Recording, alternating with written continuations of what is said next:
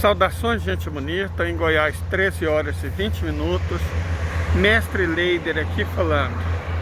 Pessoas, Nietzsche, eu não sou fã de Nietzsche não, mas é óbvio que eu já li. E ele fala muitas coisas interessantes. Nietzsche fala, salvo engano, em A Gaia Ciência, que o novo, de qualquer maneira, é o mal,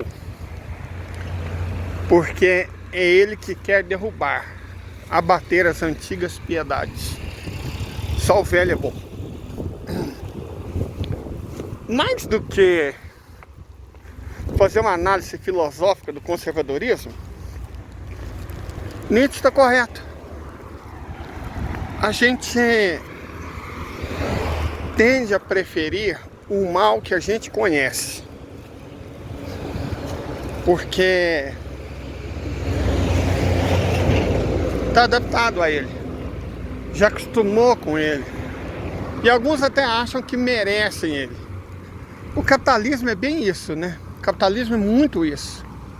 É o mal que se propagandeia inevitável, inexorável, natural, tipo assim, ó, a nossa natureza é má, a natureza do mundo é má, tudo é sofrimento.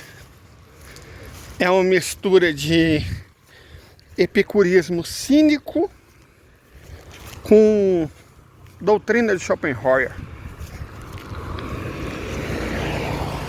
Essa é a visão ocidental das coisas. E a ocidentaloide, aquela que a gente emula, muitos de nós emulam, também é a mesma coisa. E aí, é natural que as pessoas, os grupos, os partidos, as igrejas, tenham medo do novo. Mesmo que o novo, se você olhar com calma, seja muito melhor, ou pelo menos bem menos pior. Por exemplo, por que um pobre teria que ter medo do Brasil virar comunista? O que ele tem? O que ele possui? Ou do Brasil virar Cuba? Será que ele se assusta com a possibilidade de ter segurança pública, saúde, educação, mas não tem um iPhone 15, que ele de toda forma não tem? É isso. Será que ele acha que é livre? Será que a questão é essa? Ele acha que é livre e que numa nação socialista ele não vai ser livre. Tipo, qual que é? É o sujeito que não vai na igreja, mas teme que se a nação for socialista ele vai ser proibido de ir na igreja.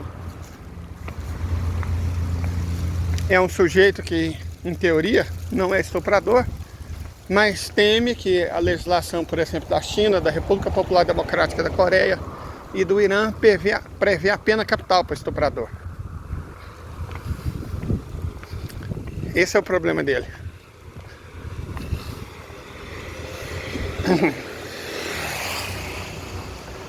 E ele teme.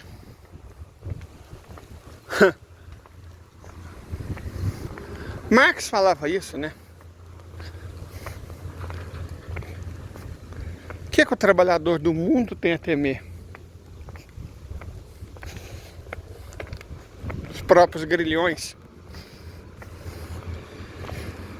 É isso que ele tem a temer. Por exemplo, como pessoas sem fazendas podem ter medo da reforma agrária?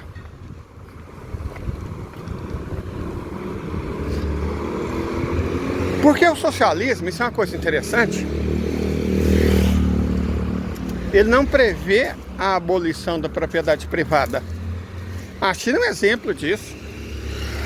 Tá cheio de rodovia que de repente termina com uma casa no meio dela, porque o dono não aceitou vender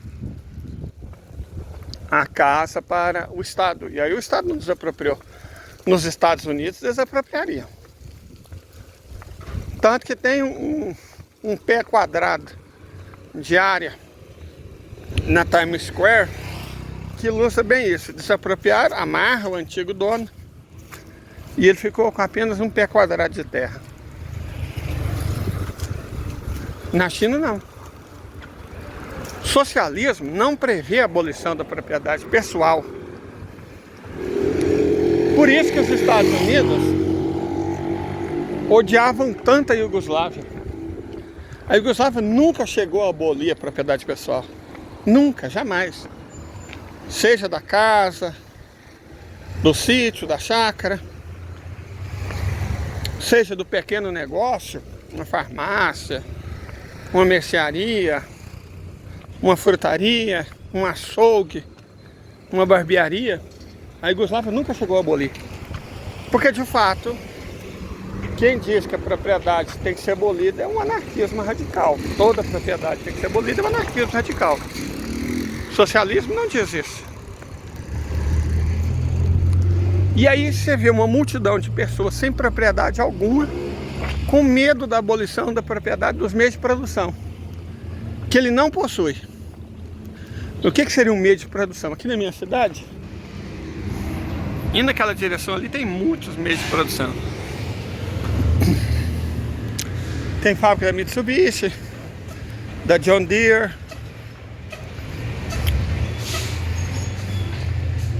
ADM. E indo para aquela direção, você tem uma porrada de mineradora, fábrica de ácido sulfúrico, ácido fosfórico, fosfato bicálcio, indústria química de tudo quanto é tipo, misturadora de adubo. Todos são meios de produção.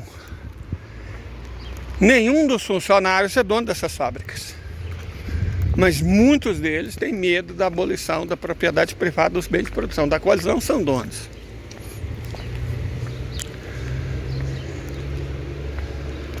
E muita gente aqui em Goiás, vota na bancada do boi, mesmo sem ter nenhum boi. Não vou nem falar dos coitados que tem lá 5 alqueires, 10 alqueires goianos de terra. E acha que é fazendeiro. Tem até umas fias aí, tem uma capeada, tem um trator e uns hectarezinhos de terra. E quando fala de agronegócio, usa a expressão nós, como se ela fizesse parte do agronegócio. Ela não sabe nem definir o que é agronegócio. Agricultura para exportação de commodities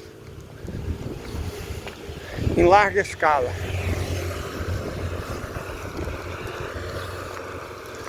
Tudo dando certo, pelo menos Paulo e eu e meu irmão. Não sei quem mais vai com a gente, nem quando, mas tudo dando certo. Ao menos nós vamos para propriedade de área extra, útil, que o resto é reserva a gente não toca, de 23 hectares. 23 hectares dá 4 alqueires e meio. Cara, 4 alqueires e meio não é nada. Não é nada. Mas é muito mais do que eu preciso. É pelo que eu lutei a minha vida inteira. Pra vocês terem uma ideia, a propriedade que eles me roubaram tinha 3 hectares e meio. 3 alqueires. E eu custava dar conta de cultivar 3 hectares. Plantava feijão, mandioca e milho. Custava dar conta de cultivar 3 hectares, sozinho.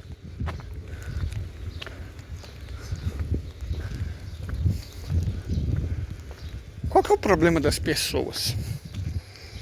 Evidentemente, falta de consciência de classe. Falta de consciência de classe. As pessoas sequer sabem que pertencem à classe dos trabalhadores. E elas acham que se elas se identificarem com os opressores, elas vão parar de ser oprimidas. Aí eu vejo um punhado de babaca. Ah, eu sou capitalista, filho. Como assim você é capitalista? Você é dono de qual meio de produção? Nós tivemos um exemplo, né, daquele com apelido de bicicleta, que diz que ele era dono dos meios de produção, porque ele fazia os vídeos dele. Só que ele não entendeu nada, claro, né? Tanto que quando o verdadeiro dono dos meios de produção chutou ele da plataforma, ele ficou numa situação ruim. E agora parece que está lá nos Estados Unidos, né, chorando as pitangas do mundo capitalista que ele tanto defendia. A discussão da geopolítica passa por você compreender como o mundo, como a sociedade, como a economia de fato funcionam. Porque senão, se não for assim, você monta um canal de humor, cara. Monta um canal de humor. Tem muitos. Tem o Parafernália, bom. Tem o Hoje no Mundo Militar, também bom. Tem muitos canais de humor. Você monta um. Porque para discutir geopolítica, você tem que estar pelo menos, se você não consegue explicar os fatos, pelo menos apresente-os. Né? O ideal é você não explicar. Mas você pode apresentar. Está acontecendo isso e isso. Tem um público grande. Tem um público ótimo. Para quem gosta só de ver. Tipo, ó, conflito em tal lugar, disputa em tal lugar, guerra em tal lugar. Essas pessoas, elas são ótimas quando só apresentam. Elas começam a se perder quando tentam explicar. Porque para explicar você tem que entender. Convém você ter experiência, formação intelectual.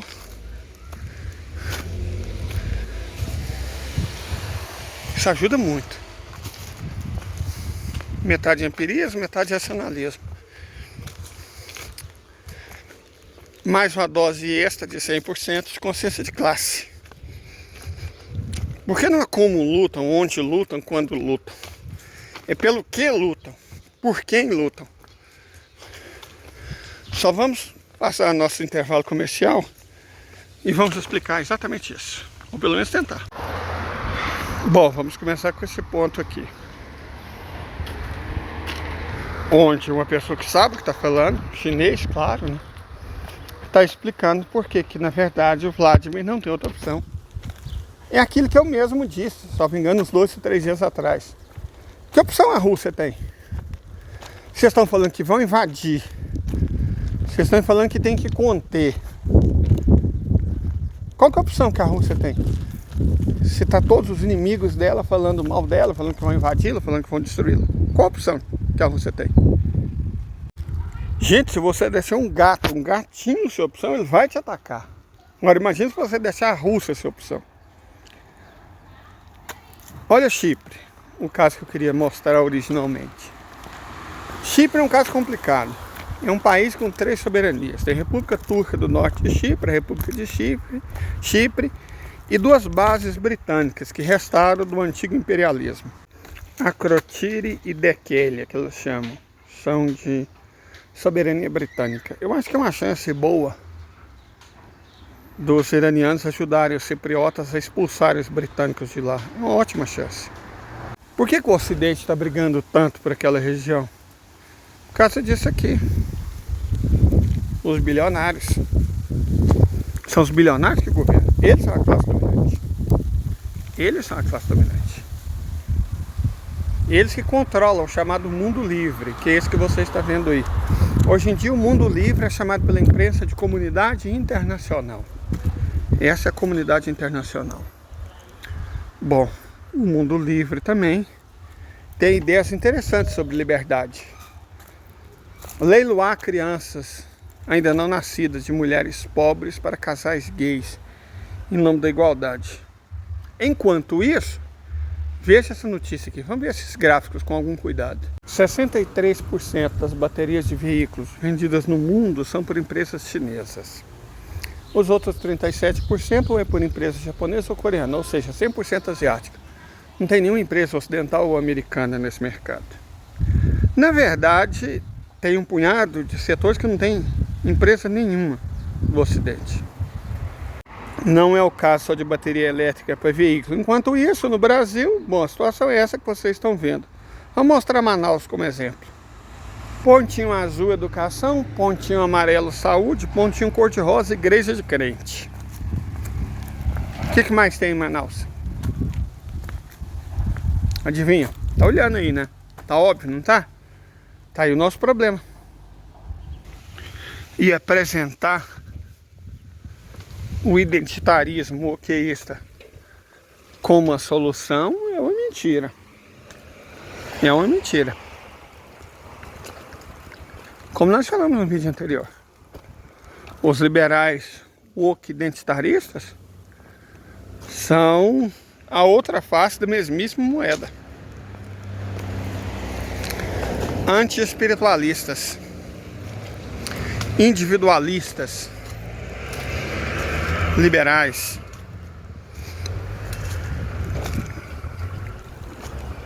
O que é o crente, o evangélico modernamente? É claro que não são todos os evangélicos. Existem algumas pessoas sinceras nessa religião. Existem até clérigos sinceros. Tem até um que é deputado. Mas não é a norma. A ciência social é feita pela maioria, pelo padrão. Vocês sabiam que normal é um conceito estatístico? Normalidade é um conceito estatístico. Você faz uma curva padrão de eventos, divide ela ao meio.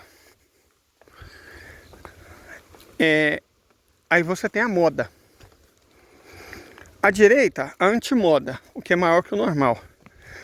A antimoda direita. A esquerda, a antimoda esquerda, o que é menor que o normal. Tudo que está em 95% da faixa de frequência, ou seja, de 2,5% até 97,5% é normal. Normal, portanto, é um conceito estatístico. De estatística. A ciência criada por um belga. Originalmente chamada física social.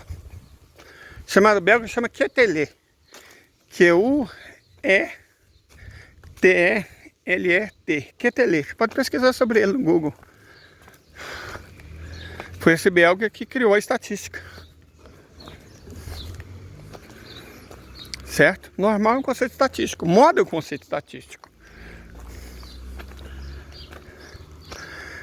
Então o que eles fazem? Eles se colocam em duas antimodas. De um lado, a turma do estado de Massachusetts, que em nome do suposto direito dos casais do mesmo sexo de terem filhos, vão permitir que mulheres grávidas pobres leiloem seus fetos, para que quando nascer o bebê ou a bebê, ela seja uma mercadoria adquirida por um casal de gays ricos, ou ricas, ou riques. Isso é de um lado, tá no antimoda. Chamado de antimoda do liberalismo oqueísta. Em nome do direito à igualdade. Na outra antimoda estão os crentes. Louisiana. 10 mandamentos na porta de cada sala de aula. Cara, os 10 mandamentos nem cristãos são judeus.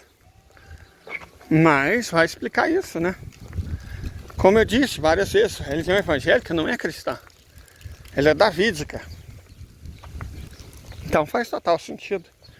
E no Brasil, duas leis fantásticas. Dá para a vítima do crime de estupro uma pena 2 vezes maior do que para o estuprador. E permitir o trabalho infantil a partir dos 14 anos, mocinhas adolescentes. E aí tem um pastor, né, Teologia do Domínio, famoso, argumentando que isso é o correto. Tira o filho da escola, tira o filho da faculdade, entrega o filho para Jesus. Ou por um pastor, né, que deve estar doidinho, uma adolescentezinha 14 aninhos. Com certeza vai mostrar o cajado da purificação. Ou para um rapaz também, né? Nós sabemos que há desses. Eles não fazem muita acepção, não. Não estuda. Inclusive é proibido pela lei. No Brasil você tem que estudar até terminar o ensino médio ou até fazer 18 anos. Mas parece que a ideia do pastor é outra, né? Sai da escola, vá trabalhar na casa de um homem de bem, de um cidadão de bem. Tem uma igreja aí, não vou dizer qual não, mas ela se diz do reino de Deus, se diz universal. Que esse é até uma espécie de um jejum. Você passa tipo um mês, um ano, sem assistir TV. Você só lê material da igreja, traduzindo. Muito mais que doutrinação. Isso é mais que doutrinação. Isso é lavagem cerebral.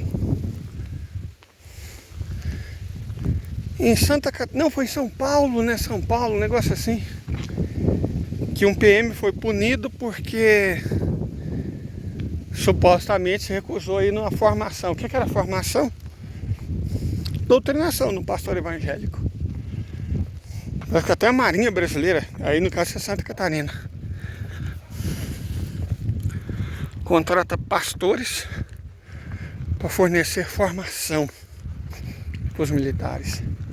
Nós sabemos aonde vai dar a formação de militares associados a doutrinas religiosas fanáticas. E tem até uma expressão correta para isso, um nome correto para isso: fundamentalista. Qual que é a definição de fundamentalista? Quem toma como histórico e factual um livro religioso. A doutrina oficial da Igreja Católica, eu tenho ela. É um livrinho amarelo, enorme, grosso. Ela deixa claro que a Bíblia, sobretudo o Velho Testamento, não é para ser apresentado como uma sucessão de fatos. A Bíblia, ela dá todas as respostas, mas para perguntas espirituais.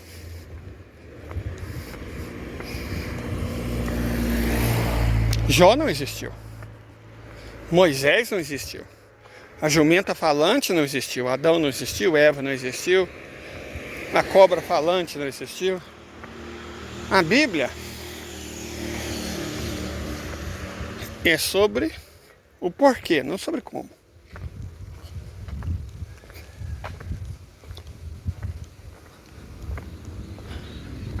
E o foco são os evangelhos, o Novo Testamento, em especial os evangelhos, que é a mensagem do Cristo dada pelo Cristo. Agora esses caras são fundamentalistas porque eles, cara, estão procurando a arca. Como se ela tivesse existido. Estão procurando a arca. Como é que você vai respeitar a exegese de alguém que acredita que a arca não existiu? Aqui são metáforas, alegorias. Foi assim que o próprio Jesus explicou,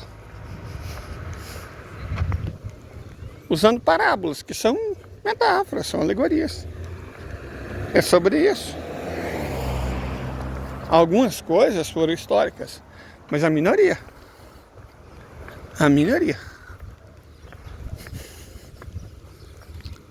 Então qualquer religião que fala que isso, que a Bíblia é um livro histórico, que deve ser tomado como verdade científica, que carece de exegese, é um fundamentalista. Os evangélicos são fundamentalistas, como os talibãs são fundamentalistas, como a Al-Qaeda é fundamentalista, como o Boko Haram é fundamentalista, como o Daesh é fundamentalista, como o Estado israelense é fundamentalista. E olha que coisa interessante, vamos discutir fatos, eu não estou dando minha opinião aqui não. O Boko Haram foi condenado pela ONU. como entidade patrocinadora de infanticídio. Daesh é a mesma coisa. Estado de Israel igualmente. Desses que eu citei, qual ainda não foi? Os evangélicos neopentecostais, da teologia do domínio. Pensa comigo, camarada. Pensa comigo. Se os muçulmanos wahhabitas chegaram nesse estágio, se os sionistas judeus chegaram nesse estágio, por que os evangélicos davídicos não vão chegar? Vocês estão percorrendo um caminho que todos que percorreram desandaram no infanticídio. Por que com os evangélicos, se a gente deixar, vai ser diferente? Vocês entendem? E eles têm um espantalho com quem lutar. Os liberais wokeístas que acham que tá tudo bem leiloar fetos de grávidas pobres para casais gays. Os Estados Unidos, o Ocidente, o mundo anglo-sionista tem nisso sua maior perversidade. Eles oferecem os dois lados da batalha e colocam todo mundo para lutar. E divididos pela guerra, todos perdem. Menos eles, que efetivamente ganham. A nossa luta não é necessariamente contra os evangélicos, embora seja contra os pastores da teologia do domínio. A nossa luta não é necessariamente contra os woke identitaristas, embora seja contra as ONGs e as fundações de bilionários que os financiam. A nossa luta é contra o mesmo país e a mesma civilização que criou os dois lados dessa moeda podre e sem valor. Essa é a nossa luta. E a gente não deve fingir que ela não existe. A gente deve enfrentá-la. Um bom começo, arrumar a própria cama e comer verdurinhas. Tenha uma boa tarde.